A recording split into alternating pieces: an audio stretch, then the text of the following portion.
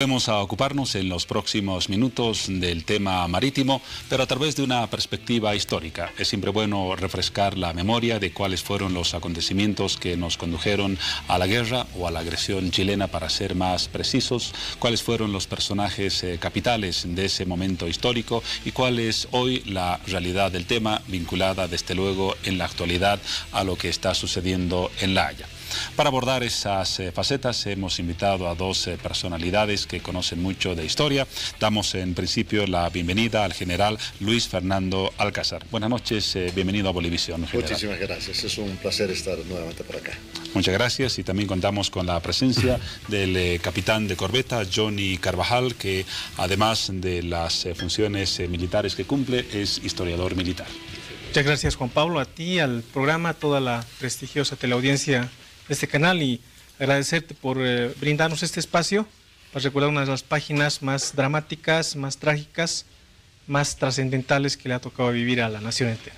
Vamos justamente con el capitán de corbeta a revisar algunos datos importantes de la Guerra del Pacífico. Vamos a ver si están actualizados los conocimientos que seguramente los ha aprendido en la Escuela de la Armada y que los hemos revisado también todos en el colegio y en la universidad. ¿Cuánto de territorio perdimos en la guerra que se inició en 1879? Bueno, la usurpación chilena ha sido, la verdad, un elemento muy lamentable, un elemento que no tenía ningún asidero jurídico, legítimo, absolutamente nada, ¿no? Entonces, ese territorio está entre unos 120.000 kilómetros cuadrados y unos 400 kilómetros de costa. Pero más allá de aquello, Juan Pablo, tenemos que irnos a al verdadero valor de ese territorio. Gran parte del siglo XIX, este territorio y sus riquezas naturales, estamos hablando en ese momento del guano, del salitre, de la plata de caracoles, ha sustentado la economía chilena hasta ya pasado 1900, 1915, 1920. Y el siglo XX, y este siglo, el siglo XXI, la economía chilena está en ese momento de estabilidad, está en ese momento de crecimiento, gracias también a una de las riquezas que se encuentra en ex territorio boliviano. Me estoy refiriendo al cobre de Chuquicamata. Entonces, resumiendo, 120.000 kilómetros de territorio perdido y aproximadamente 400 kilómetros de costa marítima. General, Bolivia ha sido víctima de muchas agresiones de prácticamente todos los vecinos, casi con todos hemos perdido territorio, pero ¿por qué es trascendentalmente importante lo que perdimos con Chile? Hoy no estamos en reclamos con Brasil, ni con Perú, ni con Argentina. ¿Por qué la trascendencia de esa pérdida? Gracias. Lamentando mucho que seamos uno de los pocos países que celebra más sus derrotas que sus victorias, podemos comparar las pérdidas territoriales a partir de una consideración muy importante, que es la cualidad marítima. Las lamentables pérdidas territoriales que hemos tenido con los otros países no trascendían en términos de un relacionamiento que el contacto con el mar nos proporcionaba a Bolivia, y que lamentablemente lo perdimos nosotros en un evento bélico al que yo no llamo la Guerra del Pacífico, yo la llamo la invasión de los 42 años, porque se inició el 31 de octubre de 1842 con la publicación de la Ley Rengifo, y obviamente terminó el 14 de abril de 1884 con la firma del Pacto de Tregua. Pero creo que el contacto con el mar, esa cualidad marítima, ha cercenado una proyección que como Estado nosotros teníamos el derecho de tenerla. Porque, por ejemplo, hemos perdido territorio del Amazonas y no hemos perdido nuestra condición de país amazónico en una parte de nuestro territorio. Indudablemente, la cuenca del Amazonas, lo propio ocurrido en la cuenca del Plata. Tenemos comunicación con el Océano Atlántico, tenemos esa particularidad, pero creo que este contacto con el Océano Pacífico, el más grande del globo terráqueo, nos ha afectado de sobremanera. Si bien no podemos afirmar que el motivo principal para nuestro subdesarrollo es la falta de una salida al mar soberana, creo que ha tenido una fuerte influencia. Geoffrey Sachs afirmaba que el efecto de la carencia de una salida al Pacífico, de una salida al mar para los países, afecta más o menos en 1.5 5 del Producto Interno Bruto. Capitán de corbeta, volviendo a los temas vinculados a la historia, ¿había alguna posibilidad de que la alianza Perú-Boliviana venza en la guerra del Pacífico o en la agresión que sufrieron ambos países, o había una desproporción de fuerzas que hacía inevitable el desenlace que ya conocimos? Bueno, para esto tenemos que, tomo las palabras de mi general, prácticamente la guerra empieza el año 1842 con los planes chilenos, ahí está Mario Egaña, Diego Portales, para expandir su territorio al norte. O sea, Chile era un país realmente pobre, realmente pequeño, ¿no? Y eso ha sido el causal para que Chile se potencie de una manera abrumadora. O sea, compra armamento moderno, manda a hacer buques de última tecnología a Inglaterra ante la mirada pasiva de Perú y de Bolivia. Ahora bien, en esto de la invasión a Antofagasta, esto ya se veía venir mucho más antes. Ahí tenemos el bloqueo del puerto de Mejillones, 1863, cuando el presidente Echá autoriza al Congreso para que se declare la guerra a Chile, ¿no? Lamentablemente Bolivia ese entonces ya estaba en una desproporción tremenda conforme a Chile. Va a buscar alianzas, busca a la Argentina no quiere saber. Nos dice no. Sí, Perú tampoco en ese momento. Y después, pasado ya unos cuantos años, unos 10 años, va a ser Perú el que va a buscar a Bolivia. ¿Por qué? Porque Perú va a nacionalizar sus riquezas del guano y del salitre en su provincia de Tarapacá, donde había capitales chilenos. Entonces, esto también es un peligro para Chile, y Perú ya también se ve en desproporción conforme a Chile. O sea, ninguno de los dos, ni Bolivia ni Perú, han hecho absolutamente nada. Se firma el Tratado de Alianza Defensiva en 1873, pero lamentablemente ambos aliados solamente lo hacen en el papel. O sea, objetivamente no hacen absolutamente nada. En materia de coordinación logística y militar. Exacto. ¿Cuál fue la batalla que fue el punto de quiebre de la guerra que ya determinó que se avisorara una victoria chilena? Bueno, analizando todo lo que ha sido la Guerra del Pacífico, para mí ha sido la batalla de Tacna, que nosotros la llamamos, nuestra historiografía la conoce como la batalla del Alto de la Alianza, 26 de mayo de 1880, al año siguiente, ¿no? Donde se va a romper la alianza, y lamentablemente esta batalla va a causar un profundo estupor, no solamente en Bolivia, sino también en Perú. Bolivia prácticamente ya sale sin recursos ni bélicos, ni militares, ni personales para seguir adelante. Pero el Perú todavía va a continuar peleando por casi 3 años más. O sea, Chile va a llegar incluso a la propia capital, la va a dominar hasta 1884, ¿no? Exacto. General, a propósito de lo que acaba de mencionar el capitán, ¿por qué Chile llega a invadir Lima y por qué no tiene el apetito de llegar, por ejemplo, hasta La Paz? Bueno, yo creo que para enfocar ese tema debemos partir de las verdaderas causas de la guerra. Chile nos ha impuesto a través de su historiografía, ¿no?, la lectura de una historia muy lineal. La mayor parte de los bolivianos consideran que la causa de la guerra ha sido el impuesto de los 10 centavos, que es totalmente falso. Probablemente haya sido el casus belli, pero no era la causa más importante. Recordemos que había una competencia por el protagonismo en el mar entre Callao y Valparaíso, por un lado. Por otro lado, cuando analizamos la historia de esta guerra de invasión de los 42 años, debemos partir del rol de los Estados Unidos. Y no podemos analizar este hecho bélico sin analizar el rol de la Casa Rothschild, de Inglaterra.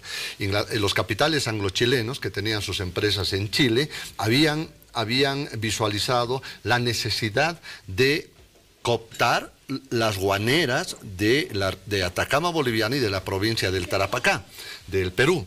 Esta ambición los llevó a la construcción de dos blindados, ¿no?, con los cuales fueron preparando la guerra. Desde 1842, cuando se descubrió la riqueza del salitre y del guano, y además Chile estableció una relación con Inglaterra a partir de la demanda de ese estado por estos elementos para fines industriales y agrícolas, es que nace esa ambición. Ahora bien, la competencia de los capitales ingleses en la región de Chile con la competencia de los capitales de Estados Unidos en la región del Perú, administrando la exportación de estas riquezas naturales, generó una competencia entre las dos potencias, que fue también otra de las causas. Vamos a seguir hablando del tema. Claro que sí. Está aclarado el tema de la pregunta. Obtenida la riqueza natural de Bolivia, Chile no tuvo motivos para llegar hasta La Paz. Ninguno, en realidad ninguno, porque ellos siguieron derecho. Llegaron hasta el lago Titicaca en 1863 para presionar la firma del Pacto de Tregua de 1884. Muy bien, son las 0 horas y un par de minutos, momento de revisar con Paola Sánchez las noticias más importantes de ayer jueves.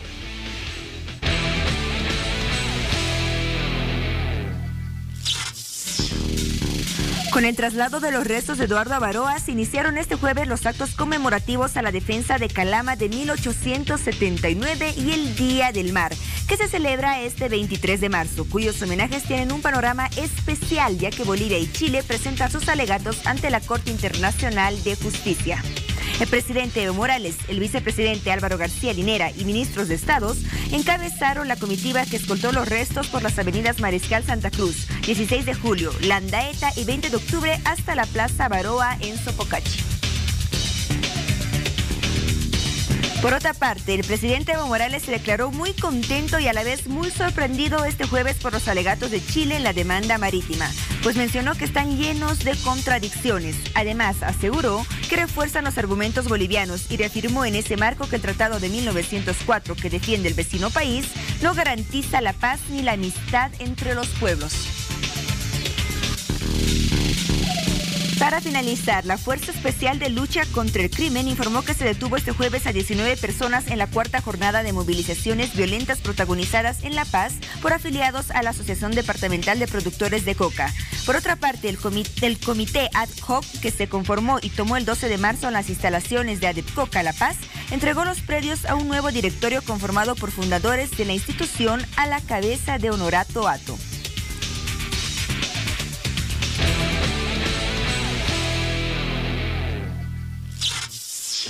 Volvemos al tema marítimo. Estamos, como ustedes ya lo han apreciado y valorado, con la presencia y el aporte en la reflexión de dos historiadores. Nos vamos a ocupar en los siguientes instantes de revisar algunas figuras muy simbólicas de la Guerra del Pacífico. Por ejemplo, comenzaremos con Juancito Pinto. Hemos preparado un video en el que se destacan las particularidades de esta figura y su aporte simbólico y también efectivo a la historia del país. Los héroes de la Guerra del Pacífico. Con solo 13 años de edad, Juancito Pinto como se lo conoce, fue parte de la tropa de los Colorados de Bolivia.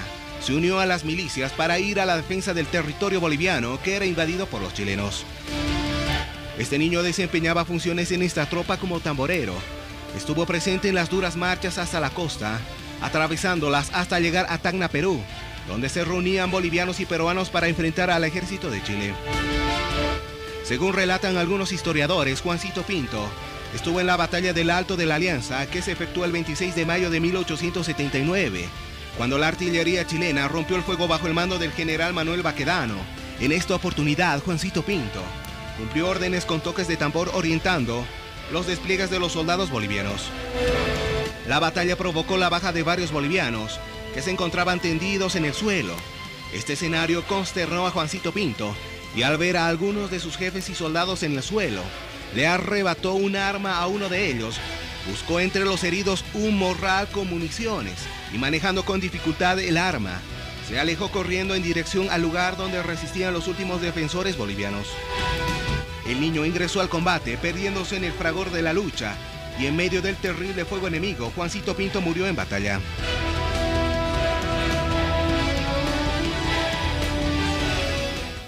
Capitán Carvajal, hoy sería prácticamente imposible ver la presencia de un niño en una batalla o en un conflicto, salvo en excepciones que conocemos en algunas partes del mundo.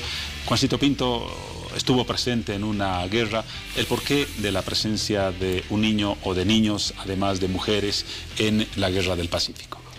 Bueno, Juan Pablo, debemos entender la guerra como una extensión no solamente del arte militar, sino también de la cuestión política. O sea, como lo decía el general prusiano Karl von Clausewitz, la guerra es una extensión de la política. O sea, la guerra es hacer la política por otros medios. Entonces, cuando nos encuadramos en esto, ya estamos tal vez definiendo el conflicto como una guerra total. Una guerra total, prácticamente toda la población, sea combatiente o no sea combatiente, está inmiscuida. Ahí están las rabonas que han participado también efectivamente en la guerra del Pacífico, llevando pues alimentos, llevando medicinas a los soldados, eran las esposas, las hermanas de los soldados, y también la participación de niños, ¿no? Y lo tenemos a Juancito Pinto, muy emblemático por si acaso, ha peleado uno de los regimientos más reconocidos, más bravos que tiene nuestro ejército, que como es con los Colorados de Bolivia, que en la batalla del Alto de la Alianza, la batalla de Tacna, va a perder casi el 80% de su efectivo. Y la artillería chilena, como bien dice el video, es muy cierta, ¿no? Bolivia tenía 6 cañones Krupp. El Perú tenía unos cañones, los Blackley, que eran obsoletos para la época. Chile tenía cerca de 70 cañones Krupp. Entonces la artillería chilena ha destrozado prácticamente las filas bolivianas, ¿no? Y se puede ver ahí la actitud, la valentía de este niño representando, qué sé yo, dando la cara, dando el pecho, dando la vida por su ejército, por su patria, y es una figura ya simbólica, ¿no? Y que pertenece también a uno de los ejércitos y a uno de los regimientos más emblemáticos que tiene nuestra nación, como son los Colorados de Bolivia. Precisamente las mayores figuras de la Guerra del Pacífico en el lado boliviano son curiosamente civiles. Estamos hablando de Juancito Pinto y desde luego de Eduardo Baroa, el máximo héroe civil de la guerra. ¿Por qué los militares bolivianos, los nuestros, no sobresalieron en esa proporción? Bueno, en sí la historia debemos verla desde una óptica ya más general, o sea, no solamente, como te digo, ya estamos entrando en una guerra total. Ahí también estaba hablando, digamos, de gente que no era militar, que ha participado en la guerra, Nathaniel Aguirre, el famoso escritor, que incluso estaba al mando de un regimiento de Cochabamba, ¿no? Pero también ha habido militares que han dado, qué sé yo, la cara por su ejército.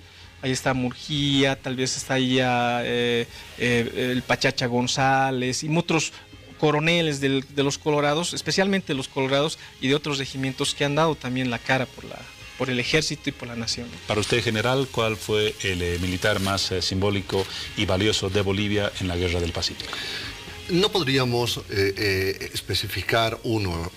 Yo creo que ha habido muchos héroes, pero creo que debemos hacer una especificación.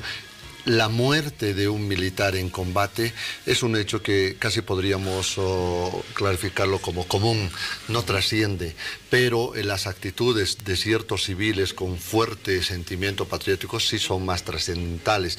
Es por eso que parecería que varios civiles han destacado y no así militares. Aunque Perú, por ejemplo, tiene al almirante Grau, indudablemente, tiene al general Cáceres, Chile a O'Higgins, tiene indudablemente al almirante Prats, que es su héroe.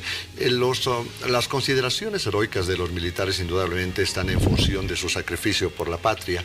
En Bolivia hemos tenido bastantes a través de la historia, y ya le digo de que muy lamentablemente nosotros no valoramos la historia en otros eventos también, como la batalla de Engabi, nuestro general en la guerra del Chaco, figuras notables. Ni qué decir en la guerra del Chaco, Marzana, etcétera, pero ya que tocamos este tema, creo que nosotros debemos reflexionar sobre el valor histórico del mariscal Andrés de Santa Cruz, que prácticamente es el hacedor del Estado, quien ha tenido una trascendencia histórica no solamente en nuestro país, y que hoy lamentablemente, en especial La Paz no le rinde ni valora su esfuerzo. La prueba es clara que tenemos un monumento lítico prácticamente botado en la zona de Aranjuez, con urinarios y heces fecales incluidas. Creo que es una deslealtad que La Paz tiene para con sus héroes. En este momento... En el caso de Santa Cruz, quizás la figura fundacional de la República en cuanto a estabilidad y consolidación de nuestra independencia. Así es, yo creo que deberíamos reflexionar sobre aquello. Muy bien. Hay desde luego tentaciones de hablar de otros capítulos de la historia, pero volvemos al tema marítimo. ¿Qué tal si recordamos la figura de Ladislao Cabrera? Conocíamos hace poco la figura de Juancito Pinto. Veamos algunos datos de Cabrera. Juan Ladislao Cabrera Vargas nació en Totora, provincia Carrasco del departamento de Cochabamba, un 23 de mayo de 1830.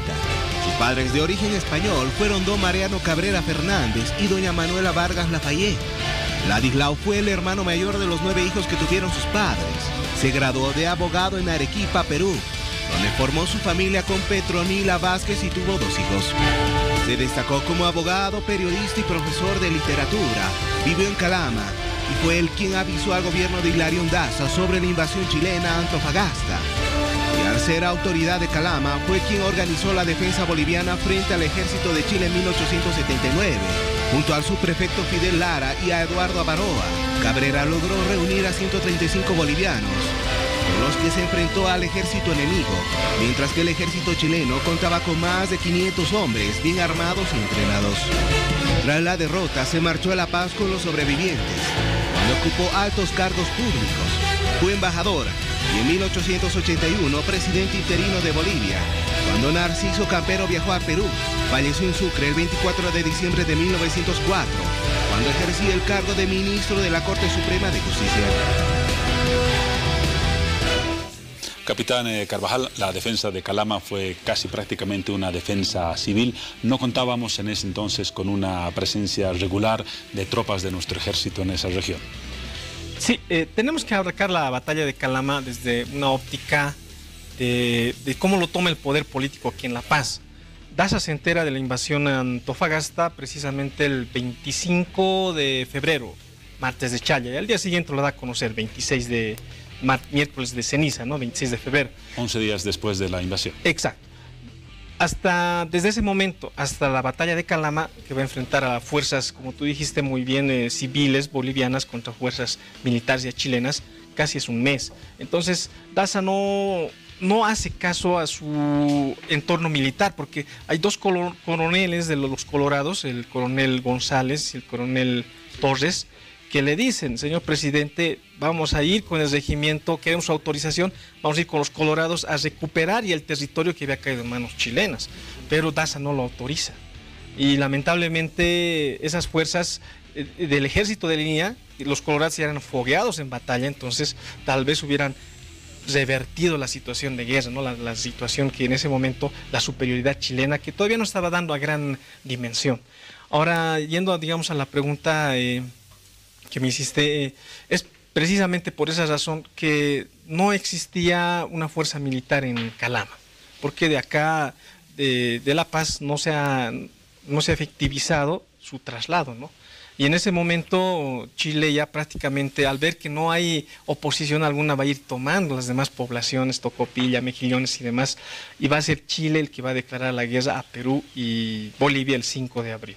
Entonces, no ha habido una concepción de Daza de en su momento preocuparse por la soberanía del territorio nacional, que ya estaba siendo amenazada el 6 de enero de 1879. Ya el buque El Blanco Encalada está frente a las costas de Antofagasta, y acá en La Paz, conocedor de eso, Daza no hace nada. Más bien se festeja casi una semana el cumpleaños de Daza, y el hecho de que un buque chileno esté frente a una costa, frente a un puerto boliviano como Antofagasta, eso ya era una agresión. General, la figura de Daza que acaba de mencionar el capitán es polémica. Hay una versión que indica lo que escuchábamos, que mientras se celebraba el carnaval, el país y sus autoridades estaban ajenas a lo que estaba sucediendo en nuestras costas. ¿Es justa esa visión con Daza, o más bien ha sido construida en base a algunos conceptos que no están asentados en la historia? Creo que no es justo el concepto, porque es parte de la multiplicidad de mitos que Chile nos ha impuesto. Uno de ellos, indudablemente, es el hecho de que se haya ocultado la noticia para no perjudicar las fiestas de carnaval. Si bien debemos reconocer que Daza era un hombre bastante egocéntrico, ¿no? Y le gustaba ser siempre el centro de atención, pero eso de ninguna manera vulnera la responsabilidad con la que él asumió.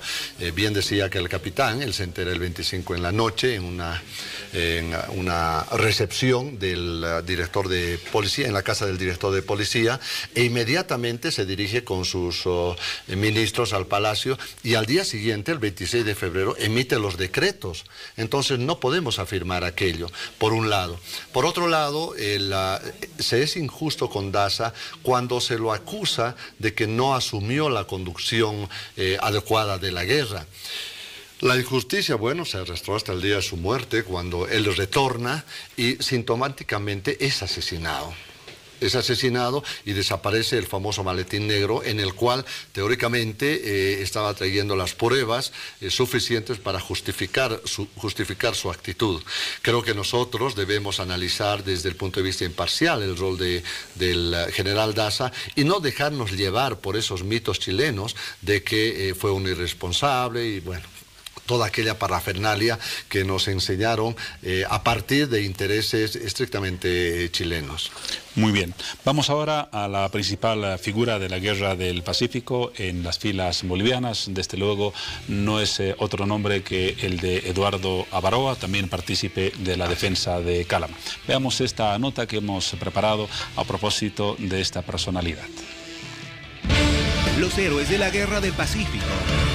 Eduardo Avaroa fue un militar y empresario boliviano. Nació en San Pedro de Atacama el 13 de octubre de 1838 y falleció en Calama un 23 de marzo de 1879. Perteneciente a una familia tradicional de la zona precordillerana de San Pedro de Atacama, era hijo de Juan Avaroa y Benita Hidalgo, siendo el tercero de 4 hermanos. Eduardo contrajo nupcias con Irene Rivero y tuvo 5 hijos. Tras el estallido de la Guerra del Pacífico en 1879, que enfrentó a la Confederación Perú-Boliviana contra Chile, se incorporó voluntariamente a las tropas bolivianas. Durante la invasión chilena, lideró la resistencia civil en la batalla de Topáter. Cuando herido y rodeado, las fuerzas chilenas le ordenaron a rendirse. Él proporcionó una respuesta que entró a la historia boliviana. «Rendirme yo, que se rinda su abuela, carajo», dijo con voz fuerte Avaroa. El coronel chileno Villagrán, a pesar de reconocer la valentía del héroe boliviano, ordenó abatirlo ya que este impedía el avance de sus tropas, ocasionándoles muchas bajas. Avaroa murió tras sufrir el impacto de 3 disparos. En la actualidad es considerado uno de los más importantes héroes bolivianos de la Guerra del Pacífico y fue póstumamente reconocido por el grado de coronel. En circunstancias históricas tan particulares como las que vivimos hoy en día, capitán, ¿qué genera o qué evoca en un militar la figura y el sacrificio máximo de entregar la vida de Eduardo Avaroa? Bueno, Eduardo Avaroa es el máximo héroe boliviano en la Guerra del Pacífico, ¿no? Como lo es Grau en el Perú, como lo es Prat en Chile, ¿no? Y lo que se presenta Eduardo Avaroa, mucho más allá de la cuestión del combate de Calama, es ese espíritu reivindicacionista boliviano, ¿no? O sea, Eduardo Avaroa ha trascendido la historia precisamente por significar aquello. Recordemos que cuando se repatrian los restos de Avaroa en el año 1952, cuando estaba de presidente Víctor Paz Tensoro y en Chile Ibáñez del Campo, acá llegan pues como en un festejo. Todas las poblaciones reciben esos restos, llega hasta aquí, hasta La Paz, y es el elemento fundamental que mañana igual la plaza donde va a ser el acto central precisamente lleva su nombre. Ya prácticamente hoy. Exactamente, el día de hoy. Y es el hombre símbolo, si vale el término, de la reivindicación marítima boliviana. Usted, general, para concluir, ¿qué valores recuperaría y asimilaría hoy como ejemplo para todos los bolivianos de Eduardo Avaroa?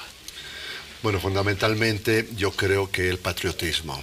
El patriotismo es un valor fundamental que Avaroa no ha escatimado esfuerzo alguno para hacerlo valer. Y creo que aún todavía nosotros estamos siendo un poco injustos. No nos olvidemos que la calle principal de la ciudad de Calama se llama Eduardo Avaroa. Chile le ha rendido homenaje a Eduardo Avaroa, de manera que esa figura tan epónima que Eduardo Avaroa ha proyectado hacia el futuro histórico de nuestra patria debe ser reflejado en todos y cada uno de los bolivianos, no solamente en ocasión del 23 de marzo, que es un día que los bolivianos recordamos el problema marítimo y lo proyectamos a un mes. En Chile ocurre lo contrario, tienen un mes y lo proyectan a un año. Pero creo que, dejando de lado aquello, la figura de Eduardo Avaroa debe ser un ejemplo de bolivianidad y mucho más allá de las contraposiciones conceptuales que tienen algunos otros malos bolivianos, los llamo, que afirman el hecho de que Eduardo Avaroa habría defendido sus intereses y no habría defendido su patria, ¿no? Recordemos que Eduardo Avaroa, el prefecto del departamento, le dice: tú tienes hijos, retírate. Y Avaroa le contesta: yo soy boliviano. Y acaba entregando su vida. Y aquí me quedo. y entró a la gloria por la puerta grande, que debe ser un ejemplo para todos los bolivianos. Capitán, para cerrar muy brevemente, una frase de algún otro capítulo de la guerra que merezca destacarse y que no hayamos abordado hasta aquí. Bueno, yo pienso que durante todo el conflicto bélico hubo héroes, hubo momentos extraordinarios donde se vio. Yo quisiera referirme a la batalla del Alto de la Alianza. Brevemente, su importancia y su trascendencia. El punto de inflexión de esta guerra, la madre de todas las batallas, precisamente se ha dado en Tacna, en la batalla del Alto de la Alianza. Y esa era batalla que estaba esperando Daza desde el momento que salió con el ejército boliviano el 17 de abril de 1879. Bueno, la tropa boliviana llega y es desperdigada por los puertos peruanos y una gran parte se queda ahí esperando el combate. No había ya hastío, tedio y demás, ¿no? Pero estaban esperando con unas ganas tremendas para vencer a los chilenos, ¿no? Lamentablemente no lo quisieron entender así los políticos de ese entonces. Te cuento que estaba de presidente ya en Perú Pierola. El presidente Pierola no va a mandar los suficientes refuerzos a Tacna. Es por eso que en Tacna se enfrentan 9.000 bolivianos con cerca de 16.000 chilenos, pero no solamente la proporción en número de efectivos, sino también en apoyo de fuego, en artillería, como ya te había hecho notar anteriormente, ¿no? Entonces ha sido el punto de inflexión y no lo quisieron entender así los políticos de ese entonces, ¿no? Y lamentablemente se pierde Tacna y se pierde la guerra, ¿no? Prácticamente para Bolivia y también para el Perú, que ya se ve disminuido. La Armada chilena avanza, toma los diferentes puertos y ya no tiene el apoyo boliviano. En su caso, general, ¿qué capítulo, qué gesto destacaría, aparte de los que ya hemos tratado como simbólico y paradigmático para la historia de la Guerra del Pacífico? Indudablemente comparto con el capitán el criterio de que la batalla de los campos de la Alianza ha sido la mayor expresión de patriotismo y de entrega. Creo que la labor de los colorados de Bolivia, el ímpetu con el que han entrado, estando conscientes de esa asimetría numérica y asimetría material, han enfrentado al enemigo. Yo creo que para nosotros es un ejemplo digno de ser imitado. Pero no solamente se circunscribe el valor heroico a los colorados de Bolivia. Otro acontecimiento muy importante es la batalla de Iquique.